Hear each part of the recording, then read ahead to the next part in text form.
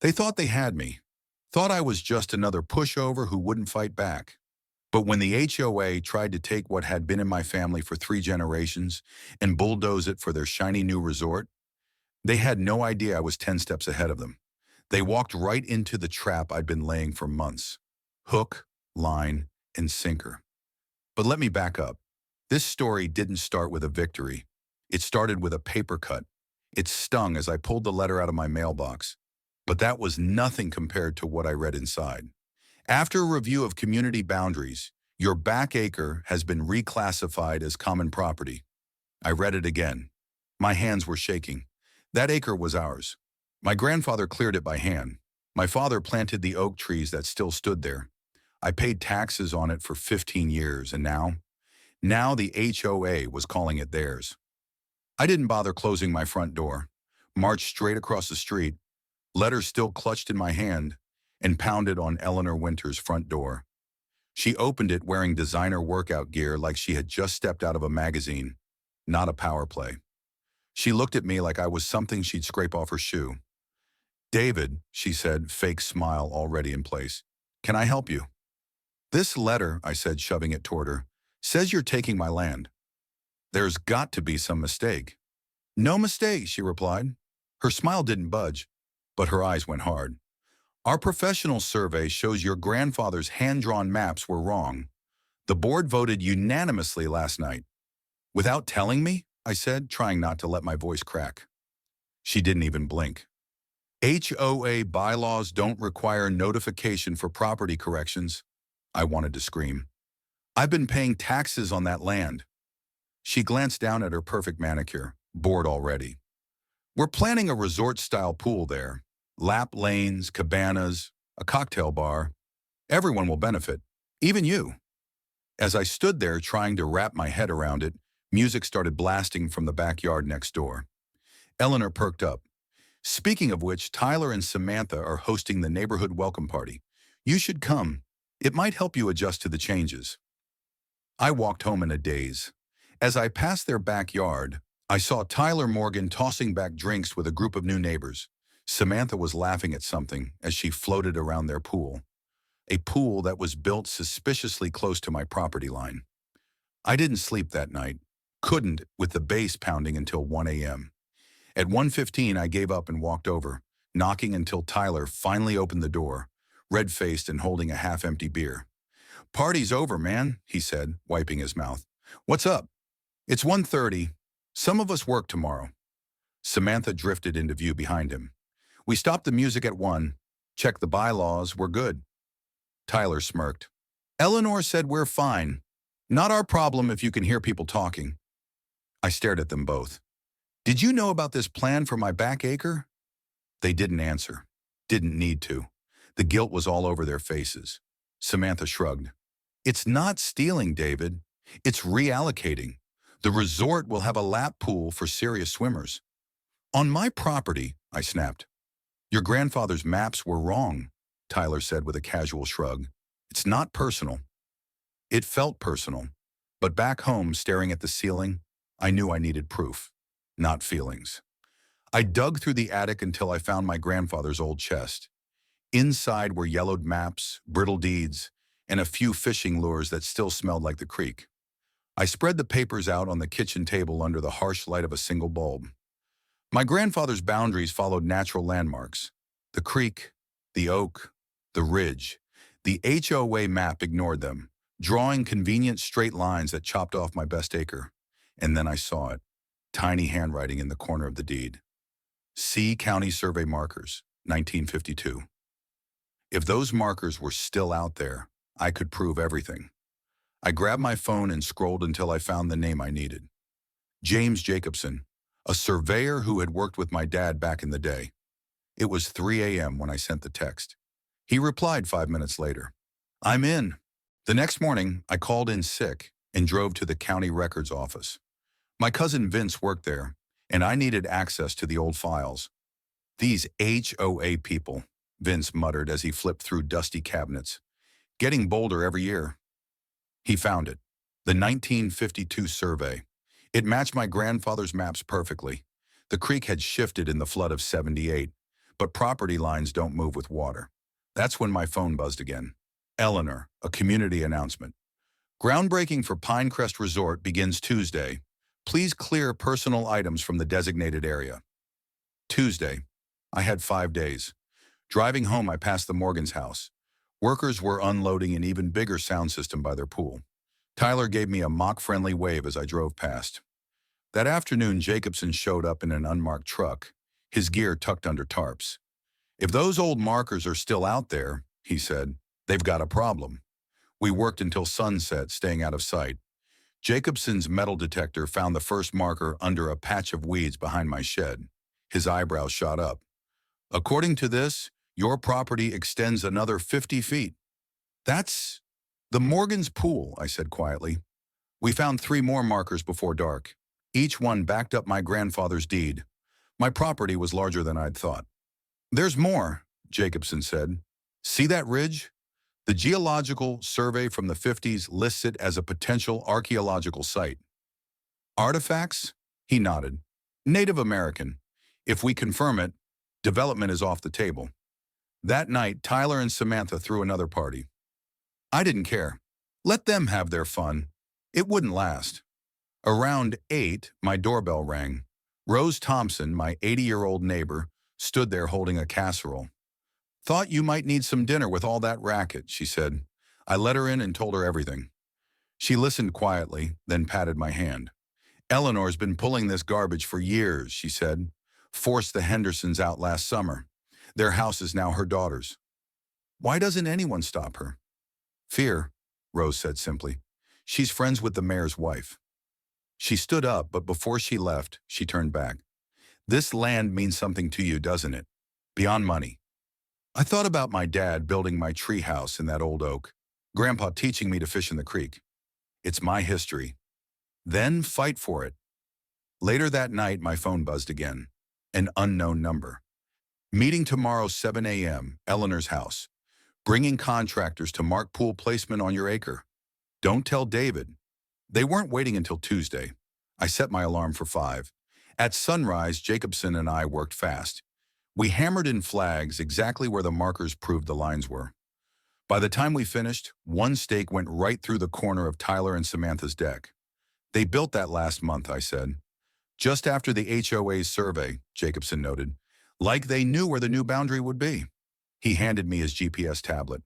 No professional would make that mistake accidentally. By 7 a.m., we heard engines.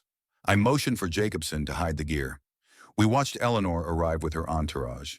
They laughed and marked locations for cabanas, a tiki bar, and a massive pool on my land.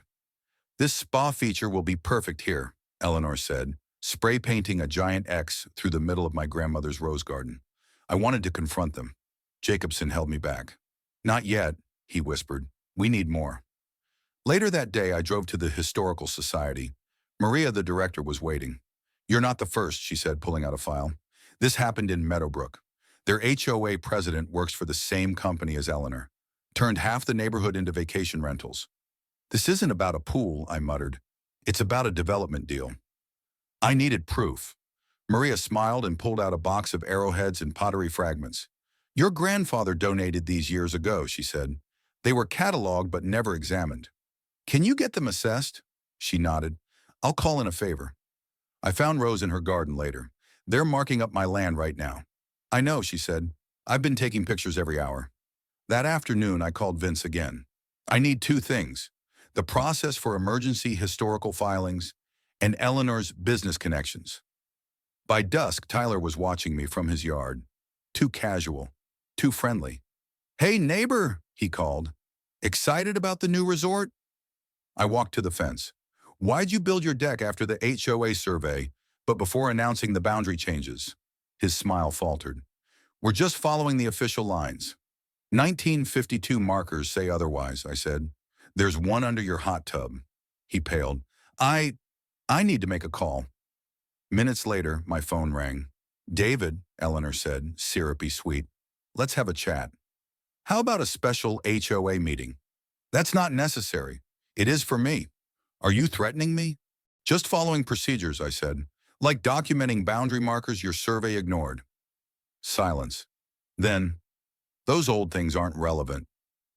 The county assessor disagrees. Another pause. We'll discuss this tomorrow. Meanwhile, stay off common areas. You mean my property? I said. I'll be using all of it. I hung up. Vince called immediately. You hit a nerve. Eleanor just requested emergency access to your property records. Too late, I said. Historical reviews already flagged. That night, Rose and Jacobson came by. We spread out the maps. Headlights swept across the window. They're here, Rose said. The HOA, the Morgans, even the sheriff. Eleanor was ramping up, but this wasn't over. Not by a long shot. They showed up at my door like they owned the place. Eleanor, Tyler, Samantha, and a deputy in uniform standing there like they were about to deliver the final blow. I opened the door just wide enough to make them wait for it. Evening, I said flatly. Eleanor stepped forward, confidence oozing from every polished inch of her. David, this is Deputy Wilson. We're here because of concerns about your behavior. I stared. My behavior? Tyler piped up from behind her, voice shaky but trying to sound strong. You threatened me, man, in front of my wife. You've got to be kidding me. Deputy Wilson shifted uncomfortably. Sir, we got a call about potential threats being made. That's a lie, I said, motioning to the security camera across the street. Rose has full footage of our conversation. Not a single threat. The deputy's expression changed. You have video? I do, and I'd be happy to show you. Eleanor's mask slipped for just a second. She glanced at Tyler, who wouldn't meet her eye. Samantha stood stiff as a board. We're not just concerned about today, Eleanor said, her tone shifting like she was giving a speech. This has been ongoing. David's been acting erratically, digging up common land, making baseless accusations. Baseless? I pulled out the folder from under my arm, flipping it open for the deputy. Official survey documents, deeds, photos of boundary markers they conveniently ignored. The HOA's survey is wrong, and they know it.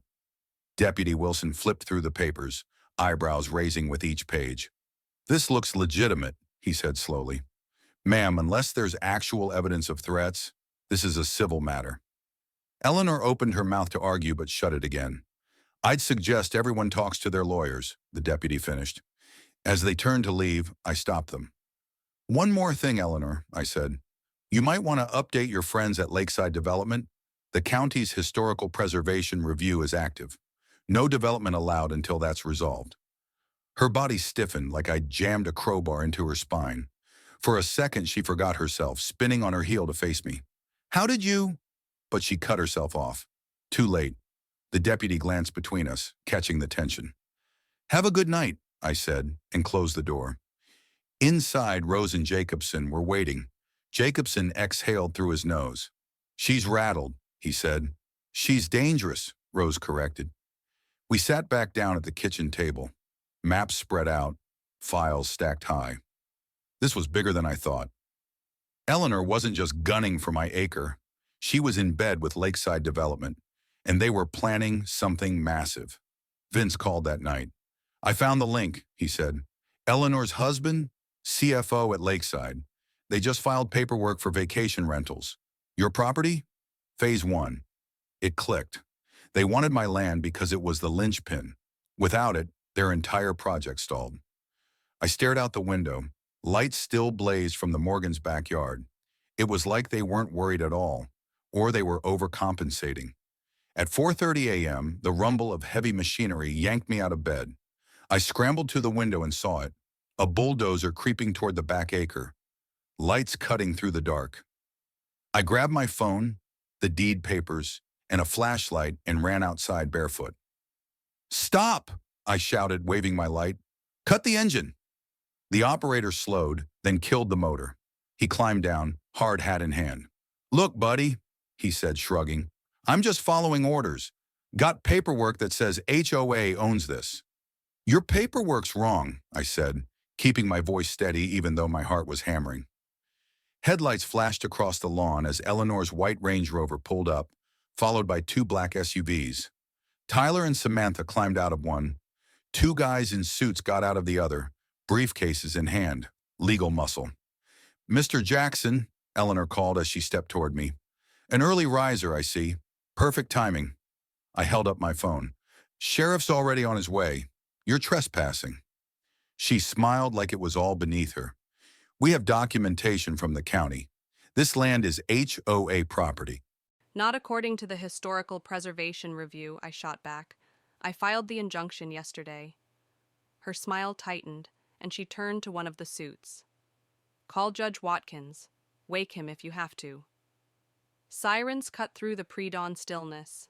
Sheriff Davis, my dad's old fishing buddy, arrived in his cruiser, stepping out with a scowl. "What's all this?" he asked, eyeing the equipment. "Early morning construction," I said, "without permits, and on private property." Eleanor stepped forward, extending a hand like this was just another brunch meeting. "Sheriff, small misunderstanding." "Uh-huh," he crossed his arms. "Permits?" "HOA authorization," she replied. "That's not a permit," he said, "and construction before 7 a.m. is against ordinance." As they argued, Rose appeared at my side. She held a stack of old papers and minutes from an HOA meeting 30 years back. She handed them to me, smiling. "We saw this coming in '89, she whispered. "Your grandfather and I made sure the records were clear." I skimmed the documents. They showed my family's boundaries recorded with the state, not just the county, ironclad. "Sheriff," I said, "I want them and their equipment off my property. Now." Eleanor's phone rang. She stepped away, answering in hushed tones. When she returned, the edge in her voice was gone. "We'll postpone," she announced. "Pending paperwork clarification." The bulldozer backed away. The workers packed up. Neighbors had gathered by then, filming the whole thing. Eleanor noticed. Her glare could have cut steel. "This isn't over," she said. "The board votes tomorrow on emergency powers. I suggest you make a reasonable counteroffer." "Not a chance," I replied. Sheriff Davis walked over as they drove off. "Your dad warned me about her," he said quietly. "Glad to see you're holding up." "Barely," I admitted. Rose patted my arm. "You're not alone." As the sun came up over our little slice of land, my phone buzzed. "Jacobson." "Found something big," the message read. "Meet me at the county office. Bring coffee." I turned to Rose. "I think this is far from over." We spent the day digging through records. Jacobson and I pieced it together. Eleanor and Lakeside were planning to rezone the entire area, turn it into some kind of exclusive community with resorts, rentals, and shops. They needed my land to do it. And they weren't stopping. The next morning, I walked into the emergency HOA meeting. They tried to keep me out. Didn't work. Inside, over 100 neighbors filled the room. Some were there for free coffee. Some were there for blood. Eleanor was at the podium, all fire and fury. "The board recommends invoking the Emergency Community Enhancement Clause," she was saying. "We need a 2/3 vote." I cut her off. "Before anyone votes, they need to know the facts." She snapped at me. "You're out of order." "No," I said, dropping my briefcase on the table. "You are." I laid out the original survey, the certified boundaries, the archaeological finds. "You're voting on land that doesn't belong to the HOA, I said. "You're voting on whether to break the law." Gasps from the crowd, murmurs. Then Tyler Morgan stood up. "His land includes our pool," he said quietly. "I've seen the markers." Eleanor glared at him. "You're a coward." "And you're a liar," he snapped back. I unveiled the artifacts we'd found, arrowheads and pottery shards. The county's archaeologist had confirmed them as culturally significant. "This property is under historical review," I said. "No development allowed. At all." Diana Chin, one of the fair board members, stood up. "I move we suspend the vote, immediately." Seconded, and passed. Eleanor wasn't done. "This is a trick. He's stalling." I pulled out the paperwork Vince had dug up. "Your LCL bought the lot next door to mine. You planned this from day one." "Lies!" she shouted. But her lawyer was already packing up. Frank Thompson, another board member, turned to her. "What contracts are you hiding?" And that was it. The meeting dissolved into shouting. Eleanor tried to regain control, but she'd lost them. I walked out with Jacobson and Rose as Eleanor was swarmed with angry neighbors, but I wasn't celebrating yet, not even close.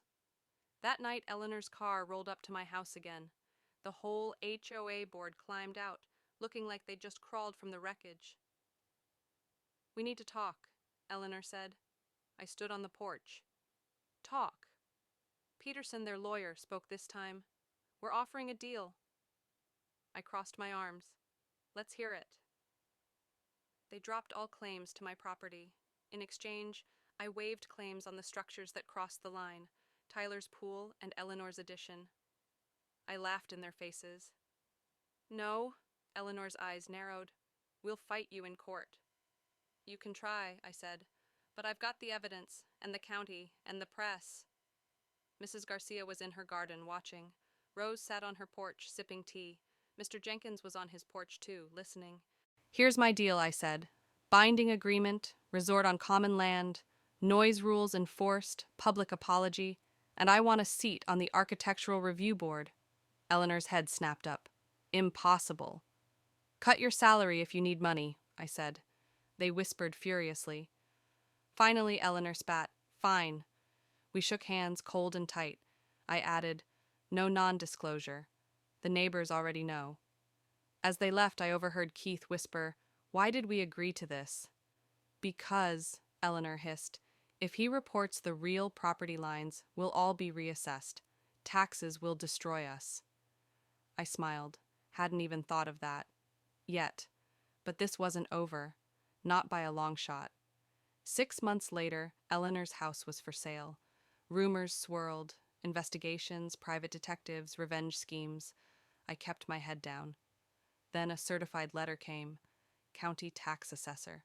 Eleanor's and Tyler's property values had spiked 40% due to unpermitted improvements on my land. Mine? Untouched, thanks to historical preservation. That night, Tyler knocked on my door. "We need to talk," he said, holding out a USB drive. "What is it?" I asked. "Proof," he said. "Eleanor's plans to ruin you." I let him in. He spilled everything. Emails, fake documents, smear campaigns. She'd planned to ruin my life and take everything. "Why tell me now?" I asked. He sighed. "We were collateral damage. She didn't care." The next HOA meeting, Rose banged her gavel. Eleanor strutted to the podium. "I have evidence," she announced. "Proof his claims are fake." I connected the USB to the projector. Her own emails, her plans, her lies.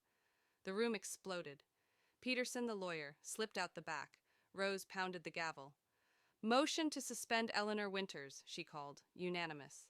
Afterward, neighbors thanked me. Old Mr. Jenkins clapped my shoulder. "You stood up for all of us," he said. Weeks later, ground broke on the leisure center, on the proper land.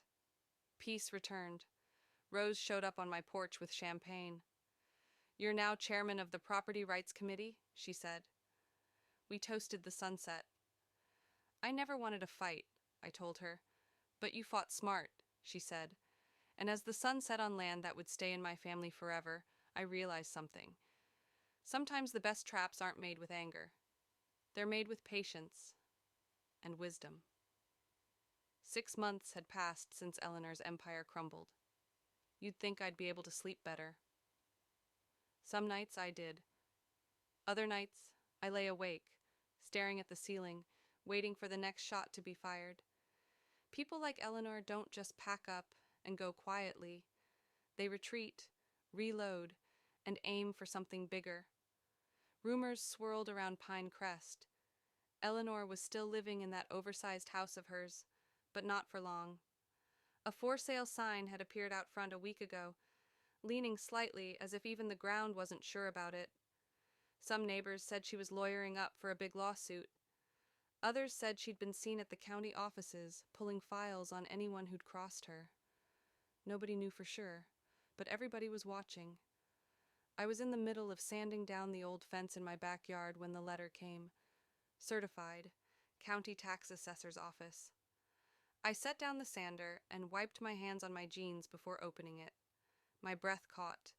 They'd finished their review of all properties in Pinecrest Village. Based on updated surveys, Eleanor's property value had jumped 40%. Tyler and Samantha's place had gone up nearly as much, all because of the improvements they made on land that technically wasn't theirs. My taxes, unchanged. The historical designation I secured through Jacobson had locked my property into preservation status, untouchable. I stared at the numbers, a slow grin spreading across my face. Then the doorbell rang. I wasn't expecting anyone. I glanced out the window. Tyler Morgan, alone. Hands jammed deep into his pockets like a kid waiting outside the principal's office. I opened the door, keeping one foot braced behind it. "What do you want, Tyler?" He gave me a sheepish look. "Can we talk?" I crossed my arms. "Say what you came to say." He pulled a USB drive from his jacket and set it on the table without asking to come in. "It's all on there," he said. "Emails, plans, fake evidence Eleanor cooked up to discredit your property claims." I narrowed my eyes. Why give this to me now? He sighed, heavy and slow. "After you forced her apology, she got obsessed with payback. Started calling meetings without notifying the board. Had us vote on projects without seeing the paperwork. We went along at first, but when the reassessment came through and I asked for help, she laughed at me, said I was acceptable collateral damage." His voice cracked a little on the last part. "We've got kids, college tuition. I'm done being her pawn." I picked up the USB. It felt heavy, even though it weighed nothing. "You're sure about this?" I asked. Tyler nodded. Burn it down. The HOA meeting room was packed that evening. Word had gotten out. Eleanor had something planned, and the neighborhood smelled blood. She stood at the podium like she owned the place. Not quite the polished politician from 6 months ago, but close enough. Crimson blazer, crisp white blouse, her signature perfect hair. She called the meeting to order with Rose's old gavel. That wasn't a good sign. "Before we get to standard business," Eleanor announced, "I have something to share. After months of independent investigation, I have uncovered evidence that will shock this community." Murmurs ran through the room like static. I stayed seated in the middle row, staring at her without blinking. "This property dispute," she continued, holding up a folder like it contained the nuclear codes, "was based on fraudulent documents and manufactured surveys." I waited. Timing was everything. "I move," Eleanor said, her voice sharp, "that we reverse all decisions made regarding Mr. Jackson's claims and pursue legal action." Before anyone could react, I stood up. "Point of order," I said calmly. "Before the board votes on anything, they should review some new information." Rose nodded from the front row. "Seconded." The projector flickered on. I plugged in Tyler's USB and let the emails speak for themselves. Eleanor's voice was still ringing in the room as her own words appeared on screen. Plans to fake boundary documents, instructions to pressure board members, emails to her husband about how to spin the story when the press caught wind. And then the kicker. Her admitting they needed my land or Lakeside's development would collapse. Eleanor's face drained of color. She opened her mouth, but nothing came out. Tyler stood from the back row. Samantha stood with him. "That's her writing," Tyler said. "We were there." The room exploded into questions, shouting. Neighbors who'd stood by her were suddenly silent. Some backed away like she was contagious. Peterson, the HOA lawyer, slipped quietly out the back. Rose banged the gavel over and over. "Order!" she shouted. "I move we suspend Mrs. Winters from the board pending investigation." Unanimous vote, except for Eleanor, who sat frozen in her chair. After the meeting, people I'd barely spoken to shook my hand. Mrs. Garcia brought cookies. Old Mr. Jenkins clapped me on the shoulder. "You stood up for us," he said. "About time someone did." 2 weeks later, construction started on the leisure center. Not on my land, on the actual community property by the entrance, where it should have been in the first place. The noise rules we'd passed turned the neighborhood from chaos into something livable. The late-night parties stopped. The bass thumping until dawn was gone. Pinecrest was finally quiet again. And Eleanor, her house sat with a big for sale sign in front, overpriced and still languishing on the market. One evening, Rose knocked on my door with a bottle of champagne and a thick envelope. "The board voted unanimously," she said, smiling. "You're now chairman of the Architectural Review Committee and the new Property Rights Task Force." We sat on the porch watching the sunset. I poured 2 glasses. She lifted hers. To fighting smart, she said. To patience, I added. We clinked glasses. I never wanted to fight, I admitted. I just wanted what was ours. She nodded. Sometimes the best traps aren't built with anger. They're built with time and truth. The sunset spread across my land, the same acre my grandfather had cleared by hand, now protected by law. My phone buzzed. A text from Vince. University experts confirm the artifacts. Rare. State Historical Society wants to offer a preservation grant. I laughed. Grandpa always said this land was special. Rose smiled. He was right. As the stars came out, I thought about how close we'd come to losing it all. How easily the wrong people could take everything if no one stood up. But I stood up, and I wasn't going anywhere. Weeks turned into months. Pine Crest found its rhythm again. Quiet evenings, kids on bikes, barbecues without blaring speakers. The community started acting like a community again. People nodded at each other at the mailbox. They said hello. Even Tyler and Samantha tried to patch things up. We weren't friends, but we could be neighbors. One afternoon, I got a call from Rose. She sounded excited. The Historical Society approved the grant, she said. They're sending a team next month. Your land's going to be officially registered. I hung up the phone and walked the boundary one more time. The old oak tree still stood tall. The creek, shifted but steady. Jacobson's markers gleamed faintly in the late sun. This land had stories to tell. We'd just been the latest chapter. When the trucks from the Historical Society arrived, it wasn't just scientists who showed up. The neighbors did too. Some out of curiosity, some to be part of something real. They watched as the archaeologists carefully unearthed pottery fragments, arrowheads, tools carved by hands, centuries gone. Kids asked questions, parents explained, and everyone for a moment understood the weight of the place they called home. Even Sheriff Davis stopped by. Your grandfather'd be proud, he said. He'd be shaking his head, I replied, wondering how I got suckered into running an HOA committee. We both laughed. Later that year, Eleanor finally sold her house. Rumor was she moved 2 towns over. Some said she was still plotting revenge. Others figured she was just waiting for someone else to make a mistake so she could pounce. But she was gone from Pine Crest, and we weren't looking back. The leisure center finished under budget. No tiki bars, no cocktail lounges. Just a pool, a park, and a small community garden Rose insisted on. It worked. It felt right. At the grand opening, I stood back, watching the kids dive into the pool laughing. Rose elbowed me. You did good, she said. We did good, I corrected. That night, I stood on my porch with a cup of coffee. The stars stretched out overhead. The land was quiet, safe, ours. I thought about all the traps Eleanor laid, all the ones she thought she was so clever to set, but in the end, she'd stepped into mine. Patience, truth, a good map. That's all it took. The sweetest victories don't come from taking something by force. They come from defending what matters with everything you've got, and knowing when to let the enemy's own greed dig the hole for them. This land had taught me that, and it would teach my kids one day too. The trap was set, the victory was ours, forever.